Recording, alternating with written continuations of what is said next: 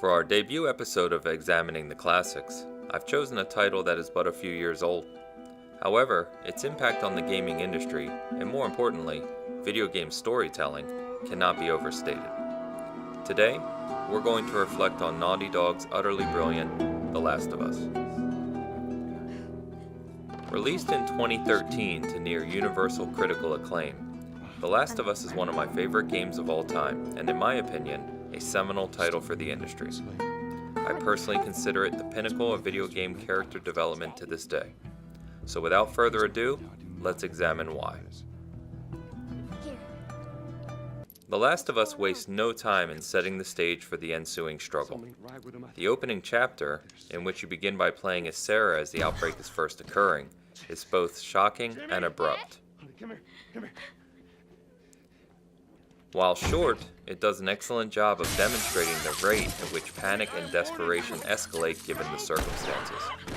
It invests you quickly into the lives of Joel, Sarah, and Tommy, and just as you begin to believe there may be some level of hope, it strips that away from you with the abrupt death of Sarah.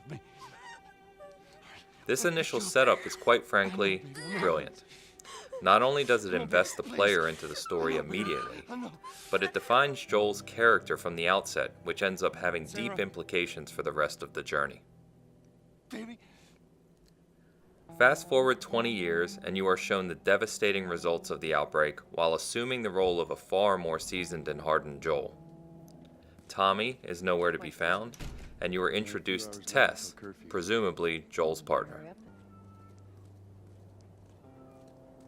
As you get your bearings playing as Joel through the introductory chapter, you begin to appreciate the gravity of the virus's effect on society. The resulting degradation of the city and society around you is readily apparent. Quarantine zones have been created, and the survivors within them are managed with work assignments and food rationing. As you would expect, defiant rebel groups have also begun to spring up in the outskirts of those societies. As Joel and Tess, you seem to be walking a fine line between the two. This transition and the following few hours of gameplay as Joel and Tess, while a decent portion of the overall game, are still primarily introductory. It's within these few hours we learn about Marlene and the Fireflies, the virus itself and the resulting enemy types, and eventually, Ellie. Let her go. Joel's stubbornness and early reluctance to transport Ellie are the first glimpses of his deeper conflict within. When the journey with Ellie begins, the core of The Last of Us begins to truly take shape. I got his help. But I can't come with you. Your initial introduction to Ellie is vague, and that again is important in how you, the player, respond to the game. At the outset, you are told nothing of Ellie's history, her parents, nor the fact that she is immune. What are you doing? Rather, you've merely agreed to transport Ellie from point to point as a means to an end. Supposed to do? As such, no immediate connection is demonstrated between Joel and Ellie in the game, nor do you yet feel the significance of the journey as the player. Rather, Joel's seemingly irreverent feelings towards Ellie begin to highlight his deep-seated pain with losing Sarah. While Tess is an important figure in your early travels, and the relationship between Joel and her is meaningfully written into the game, she is secondary to the developing relationship between Joel and Ellie, which is where the true heart of The Last of Us lies. Before diving deeper into Joel and Ellie's relationship, though, let's talk about some other aspects of The Last of Us that make it one of the all-time greats. What are we doing here? This is not... The soundtrack, composed by Gustavo Santaolalla, is minimalist yet emotional, and suits the game tremendously well. Santaolalla begins composing the soundtrack early in the game's development and was given a large amount of freedom with the creative process. Rather than instruct him, Naughty Dog's creative director, Neil Druckmann, simply explained the synopsis and narrative themes. This allowed Santaolalla to experiment with sounds and tones that were atypical to normal soundtrack composition. In particular, the use of a detuned guitar stood out and resulted in the delicate yet indelible title theme. Several of the tracks will stick with you long after finishing The Last of Us, and the use of these tracks to emphasize shocking and emotional scenes throughout the game is yet another exceptional aspect of the title. Art direction for post-apocalyptic settings, whether in film or games, is critical to making your audience invest in the world. While post-apocalyptic settings are nothing new, and they seem to be more popular than ever in modern media, I found Naughty Dog's take refreshing. The Cordyceps virus outbreak led to more interesting enemy engagements than your standard zombie fare, and I feel it also further emphasized the feeling of nature reclaiming the planet back from humanity. In this vein, Naughty Dog's artists captured the reflection on the environment with haunting detail. The settings not only reflect the loneliness of the current world, with vast areas being completely desolate, but the desperation with which it came to be. Navigating stores and homes that were left with urgency represents a large part of your journey, and finding artifacts within them of the people, who are now likely dead and forgotten, can be harrowing. Overgrowth runs rampant, and unique details like virus spores and infected corpses fusing into the environment further accent the world around you. These details result in a world that feels bleak yet conceivable, where survival is the sole focus. While the combat and resource management in The Last of Us are likely the least celebrated aspects of anything I'll touch on, they do bear mentioning. Resource management is nothing new in games, but the way in which it was implemented in The Last of Us added to the realism of having to survive and endure in the world. The inability to pause or be safe while crafting, switching guns, or using a medkit is a small but important change to the standard formula typically used in games.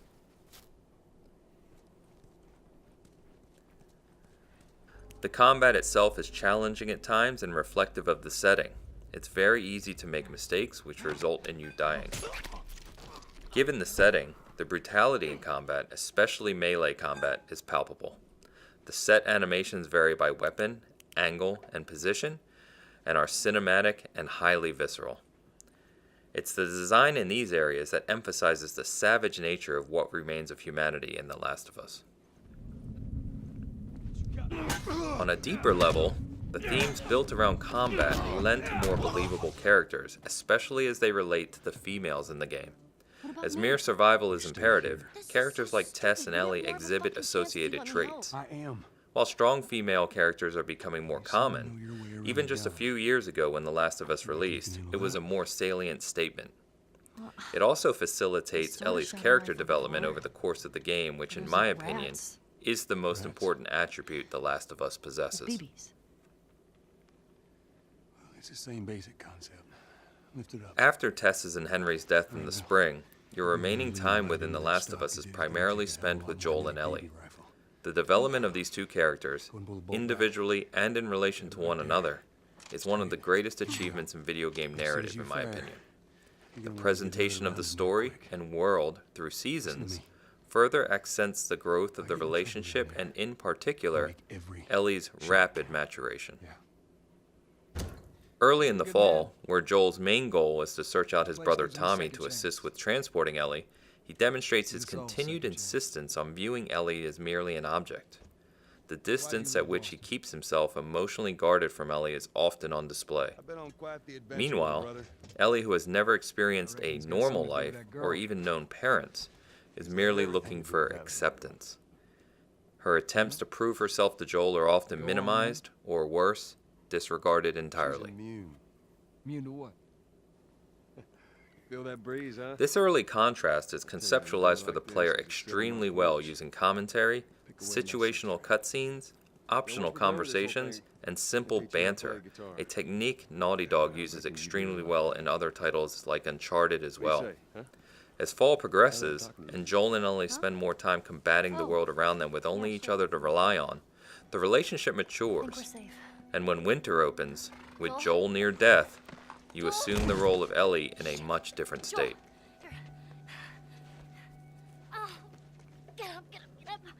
Winter is likely my favorite chapter in The Last of Us for a few reasons. The beginning, with the hunting scene and shortly after, the meeting of David, immediately demonstrate how quickly Ellie has acclimated to the world around her. It's obvious that she has become capable of looking out for herself and that she cares deeply for Joel as well. While up to this point you've had to protect Ellie, Assuming the role of Ellie right at the start of the winter season reverses that entirely. As Ellie, you are now in charge of hunting, surviving, and most importantly, keeping Joel alive. James.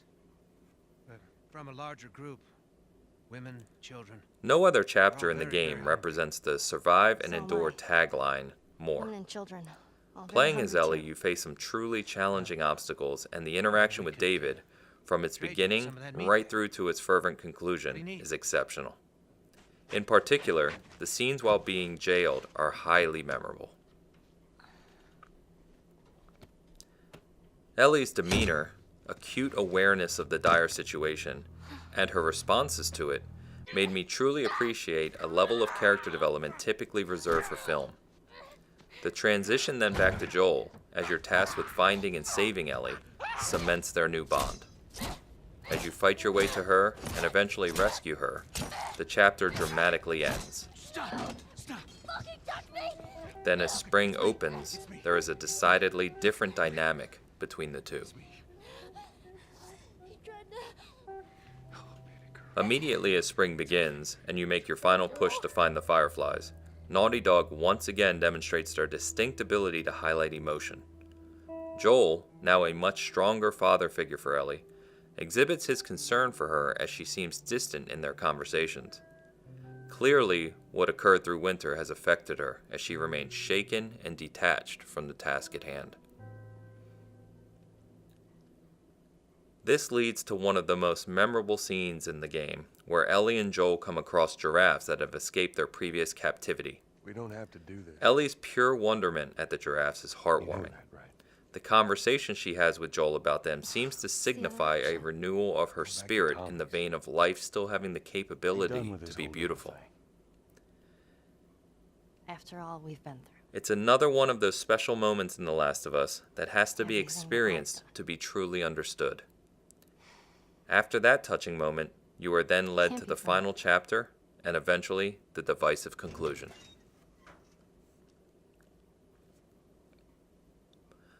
The final battle to save Ellie, and ending in particular, sparked a large debate among players due to both its philosophical and controversial nature. The resulting question can be asked in many ways, but in its most simplest form, The Last of Us asked the player, would you trade the life of someone you love for the potential to save many others? It's what she'd want.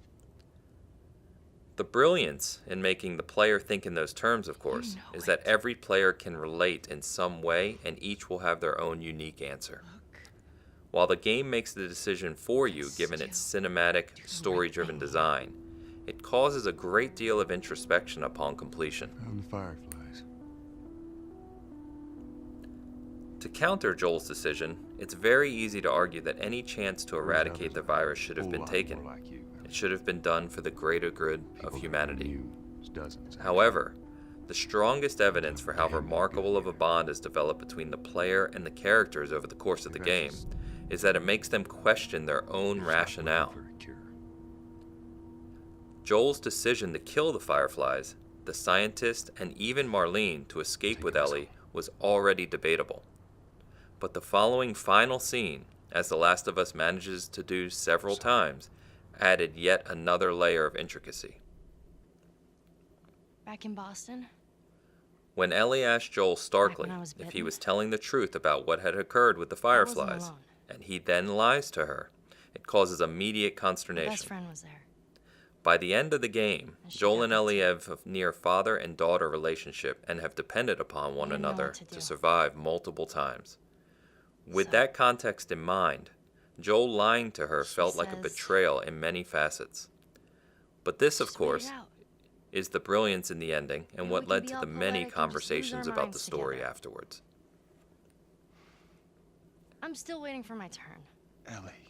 Her name was Riley, For and me, she was the first The to Last die. of Us represented the perfect And then it was title with which Tess. to begin Season Gaming's new series in which we examine And classic games. None of that is I just finished The Last of Us for the second time, and have played individual parts of it several times over the past few years.